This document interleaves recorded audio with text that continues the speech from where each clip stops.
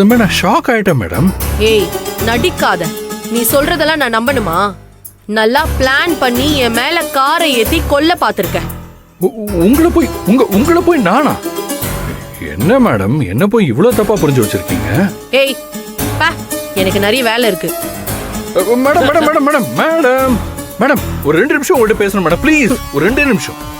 அதுக்கு மேல நான் கண்டிப்பா உங்க டைமை வேஸ்ட் பண்ணவே மாட்டேன்.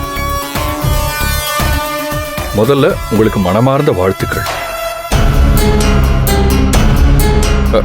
அந்த ஸ்கூல் ஆர்டர் ஜெயிச்சிங்களே, அதுக்கு தான் மேடம். எனக்கு கன்ஃபார்மா தெரியும் மேடம், இந்த ஆர்டரை ஜெயிச்சதுக்காக எல்லாரும் அந்த மகாவத்தான் ஆஹா ஓஹோன்னு பாராட்டியிருப்பாங்க. ஆனா அந்த வெற்றிக்கு பின்னாடி இருக்கிற சீக்ரெட் நீங்க தான், நீங்க மட்டும் தான் எனக்கு நல்லா தெரியும். நீங்க மட்டும் இல்லைன்னா அவங்களால அந்த ஆர்டரை கொண்டு போய் சேர்த்திருக்கவே முடியாது, வாய்ப்பே இல்லை. கிரேட் மேடம் நீங்க.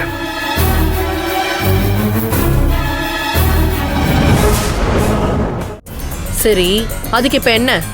யாரும் பாராட்டணுங்கிறதுக்காக நான் எதையும் செய்யறது இல்ல. தெரியுமே, எனக்கு தான் உங்களை பத்தி நல்லா தெரியுமே. நீங்க சொல்லணுமா என்ன? ஆக்சுவலி நீங்க அந்த கார்மெண்ட்ஸ்க்கு முதலாளியா இருக்கணும். உங்களை யாரும் பாராட்டலனா கூட பரவாயில்ல, ஆனா உங்களுக்கு கிடைக்க வேண்டிய கிரெடிட்ஸ் எல்லாமே அந்த மகாக்கு கிடைக்குது.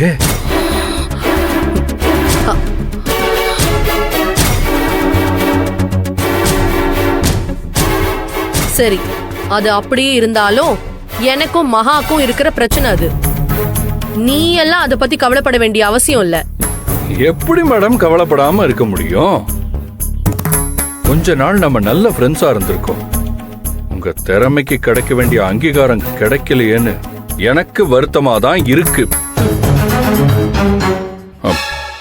மேடம் கொஞ்சம் யோசிச்சு பாருங்க, நம்ம ஃப்ரெண்ட்ஸா இருந்தப்போ எப்படி மாஸ் பண்ணிக்கிட்டு இருந்தோம். இப்ப என்னடானா அந்த மகாக்கு அடிமை மாதிரி இருக்கீங்களே, அதை பார்க்க தான் கொஞ்சம் கஷ்டமா இருக்கு மேடம். மேடம் கொஞ்சம் யோசிச்சு பாருங்க, நடந்த தப்பு எல்லாத்தையும் மறந்துட்டு நம்ம ஃப்ரெண்ட்ஸ் ஆயிட்டோன்னு வைங்க, அந்த மகாவை ஈஸியா காலி பண்ணிடலாம். எதிரிக்கு எதிரி நண்பன்னு உங்களுக்கு தெரியாம இருக்குமா? எது நடந்த தப்பா? நடந்தது தப்பு இல்லடா, துரோகம். துரோகம் பண்ணது நீ. அதுக்காக உன்னை நான் எப்பவும் மன்னிக்கவே மாட்டேன். நீ என்ன அப்படியே ஈஸியா மறந்துடலாங்கிற? நீ சொல்லுவடா, நீ சொல்லுவ. ஏன்னா பாதிக்கப்பட்டது நான் தானே, நீ இல்லல்ல. ஹே, நீ எனக்கு எதிரி இல்லடா, நீ துரோகி, பச்சை துரோகி.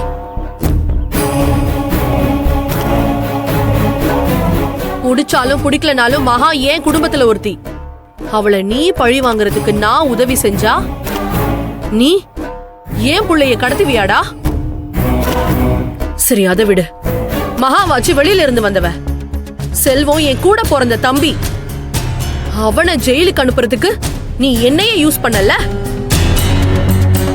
செல்வத்தோட பணம் உங்களுக்கு தான் சொல்லி என்னையே நீ ஏமாத்துவ. ஆனா நான் சும்மா இருக்கணுமா? ஏண்டா இப்படி துரோகத்துக்கு மேல துரோகம் எனக்கு பண்ணிட்டு இப்ப கூட்டணி வச்சுக்க வேற கூப்பிடுறியா நீ? இங்க பாரு, எனக்கு மகா மேல கோவம் இருந்தா அதுக்கு என்ன பண்ணணுமோ அதை நானே பண்ணிப்பேன். அது என் குடும்ப பிரச்சனை. ஆனா எந்த ஜென்மத்திலையும் உன்ன மாதிரி ஒரு நரியை நான் உள்ளவே விட மாட்டேன்டா. அதுவும்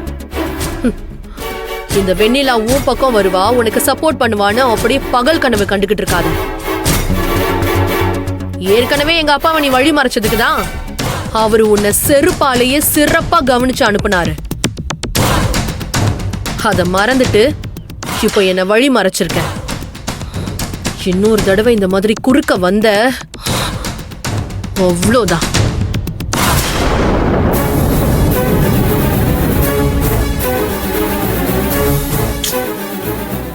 என்னங்க சார் இப்படி பேசிட்டு போறாங்க?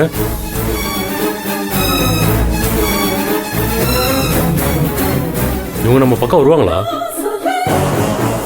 என் மேல இருக்கிற கோவத்தையும் மகா மேல மாத்தி விட்டா தன்னால வருவா. சார் முடியுமா சார்? முடியும் சார். நீங்க நினைச்சா எதுவும் முடியும் சார்.